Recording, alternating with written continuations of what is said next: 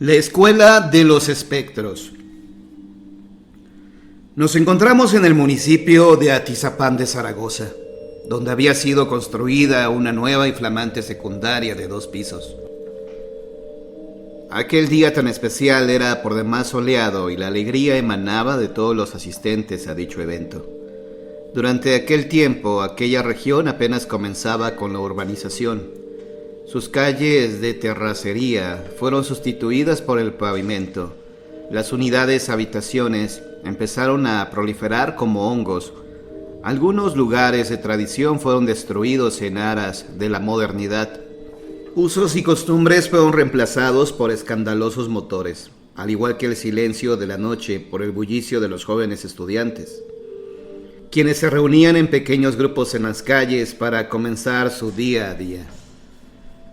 Todos estos cambios propiciaron que más personas se fueran a vivir por aquellos rumbos, lo que ocasionó la desconfianza de los antiguos pobladores hacia los recién llegados, pues temían que sus vicios y malas costumbres corrompieran aquellas tranquilas y pacíficas comunidades.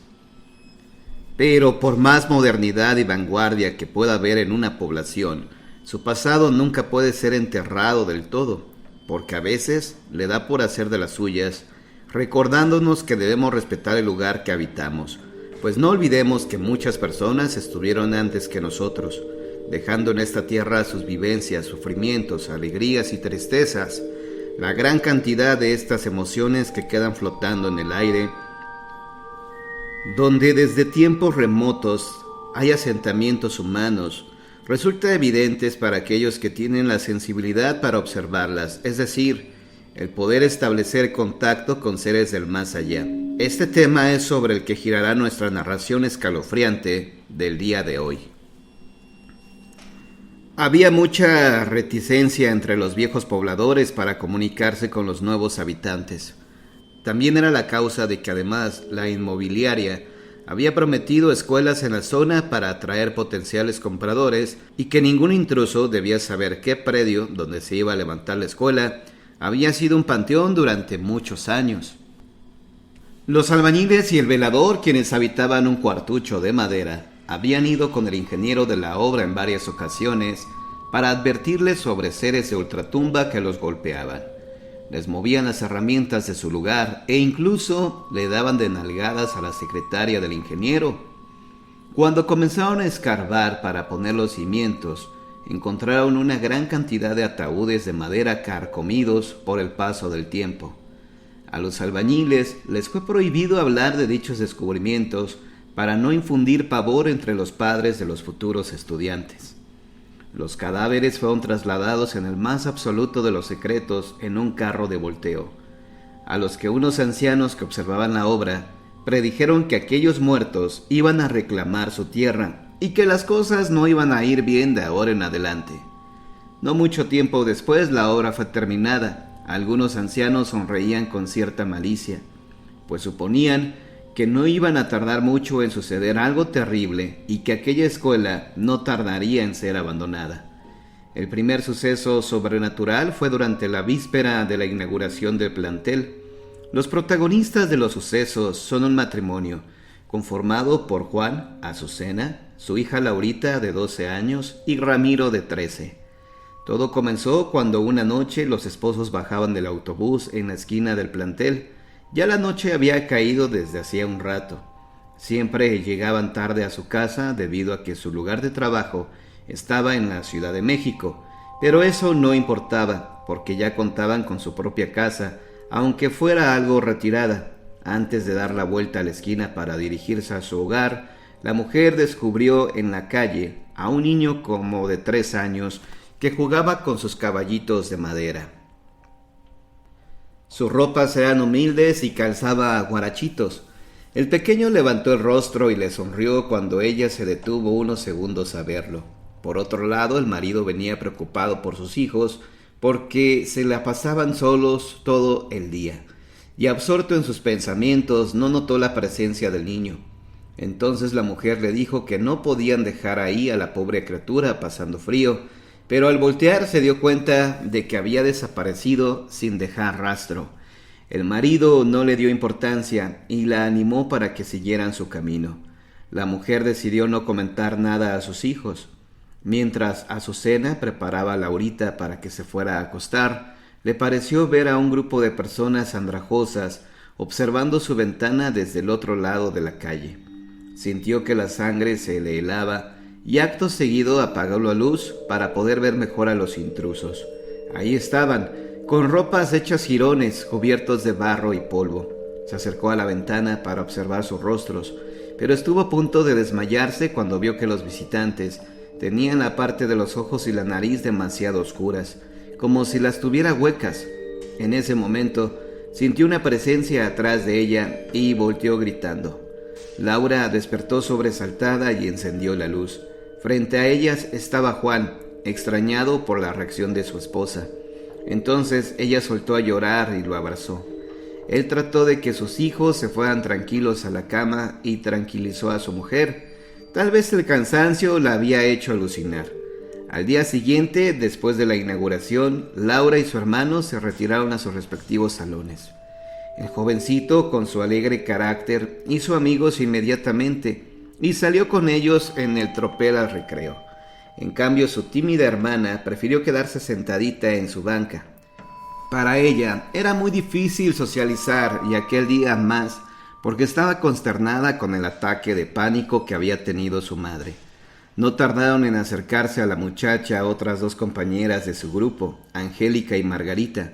Laura comenzó a platicar con ellas y salió el tema de lo sucedido con su mamá. La primera chica esbozó una sonrisa burlona y la otra palideció de inmediato, pues ella y su hermana habían vivido algo similar. Estas experiencias sobrenaturales hicieron que entre las jóvenes naciera una gran amistad. Sabían que desde aquel momento serían inseparables. Siempre damos las cosas por el hecho, o que nuestro día va a terminar como lo planeamos, pero a veces el destino decide cambiar todo esto, ya sea para bien o para mal. Algo similar pasaría con la amistad de las chicas. Acabó el recreo y regresaron a su aula de clases. Al poco tiempo de comenzada la jornada, Laura pidió permiso para ir al baño. Su amiga iba a levantar la mano para acompañarla, pero una voz cargada de maldad resonó en su cabeza. ¡No lo hagas! Laura le sonrió antes de salir, sin saber que sería la última vez en su vida que lo haría. Sin saber lo que le esperaba, caminó tranquilamente por el pasillo hasta llegar a los alejados y fríos baños. Entró a ellos sin ninguna preocupación. El lugar estaba completamente solo. Se metió en el último sanitario mientras tarareaba una canción de moda, pero sus pensamientos se interrumpieron cuando sintió un escalofrío al ver por la parte de abajo un par de pies cubiertos de barro que calzaba unos guaraches carcomidos por el tiempo. La muchacha respiró profundamente y con su temblorosa mano entreabrió la puerta. Ante sus ojos se encontraba un niño sucio con harapos que sostenía en la mano un crucifijo de metal, con los orificios por medio de los cuales se había atornillado a su ataúd. Las cuencas de sus ojos estaban vacías y de su boca salió un aire pestilente al mismo tiempo que una amenaza. ¡Lárgate de aquí! En ese momento entraron otras niñas, pero se detuvieron en seco cuando encontraron a Laura en el fondo temblando de miedo. Su timidez le había impedido gritar, por lo que todo el terror que sentía se le quedó guardado. En ese momento la muchacha cayó desmayada. Margarita fue la última persona en escuchar frases más o menos coherentes de su amiga, quien había perdido la razón, por lo que fue llevada a una institución psiquiátrica donde recibe atención. Las autoridades se han negado rotundamente a clausurar la escuela y ninguna persona volvió a mencionar haber visto seres de ultratumba deambulando por la escuela. Mientras tanto, Margarita decide abandonar sus estudios en dicho plantel, temerosa de tener visiones aterradoras. En cuanto al hermano de Laura, con dificultades terminó su formación académica, habiendo perdido su alegre carácter y siempre evitó ir a los baños de la escuela. El último hecho del que se tiene registro es cuando un niño perdió un juguete en un hueco que se había formado por las lluvias bajo la acera de los salones de primer grado. pero al meter la mano en aquel hueco fue mordido con mucha fuerza, a tal grado que estuvo a punto de perder un dedo de la mano derecha. Al principio se pensó que había sido una rata, pero cuando el doctor analizó con detenimiento las marcas de la mordida, confirmó que se trataba de una dentadura humana, y como en el caso de Laurita, se decidió guardar silencio ante la sociedad de padres de familia.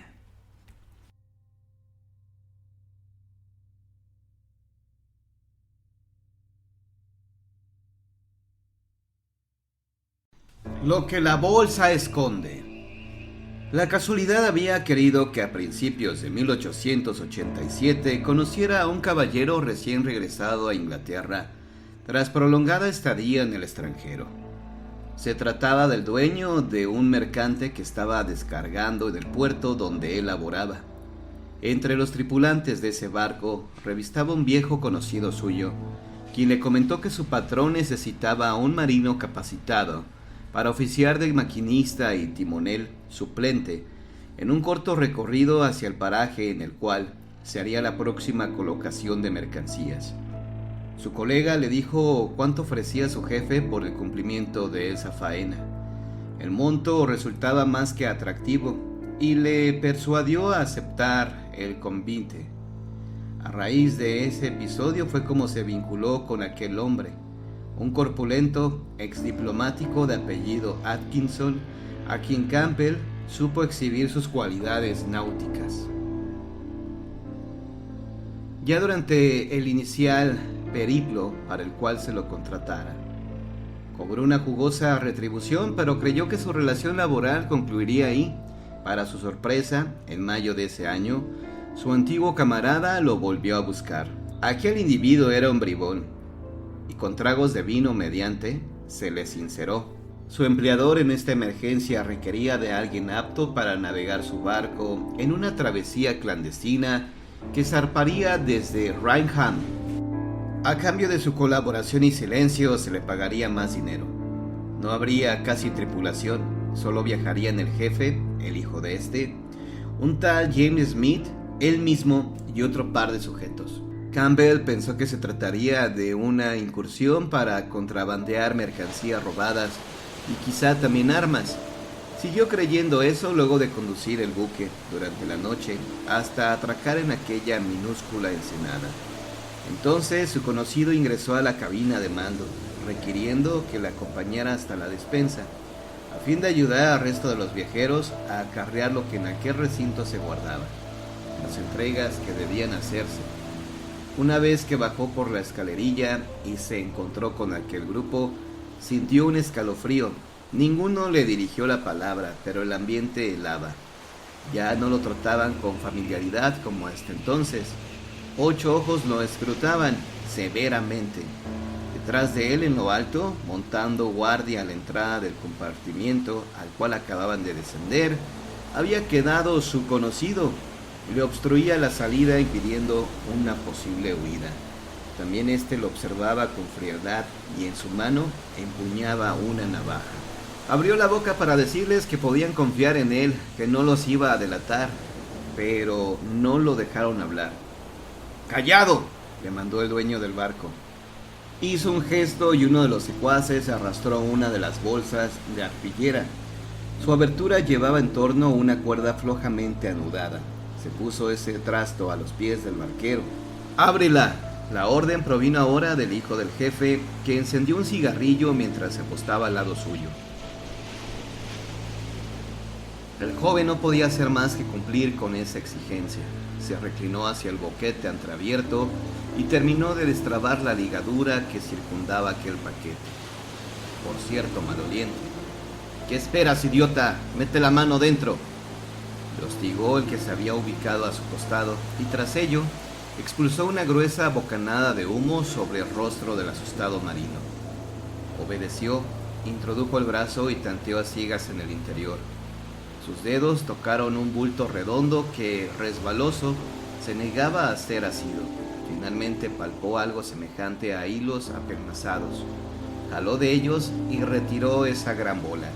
No eran hilos, sino una cabellera manchada con sangre. Y la bola era una cabeza de mujer torpemente cercenada. La soltó. Quiso erguirse, pero sus rodillas flaquearon. El miedo que hasta entonces lo atenazaba se dio frente a otra emoción primaria y visceral, el asco. Su estómago se revolvía. Hizo una arcada, luego otra y otra. Finalmente devolvió el estómago. Risas, risotadas estrepitosas y obscenas repicaron en ese ambiente opresivo. Los miró. Aún en su deplorable estado pudo advertir que todo había cambiado. Su viejo conocido ya no blandía el arma. El gigantón mandamás se le había acercado y le palmeaba el hombro. Tranquilo, muchacho, solo queríamos gastarte una broma y de paso ponerte a prueba. No te vamos a tirar al agua. Necesitamos sano y salvo a nuestro maquinista. Y tras decir esto último, le arribó su cara poniéndola casi a ras de la suya. Tu amigo te recomendó, diciéndonos que eres un buen chico y no nos vas a fallar, ¿verdad? Fred asintió tembloroso. Agarra la cabeza, subes con ella y la quemas en el horno. Te aseguras de que no quede nada de ella.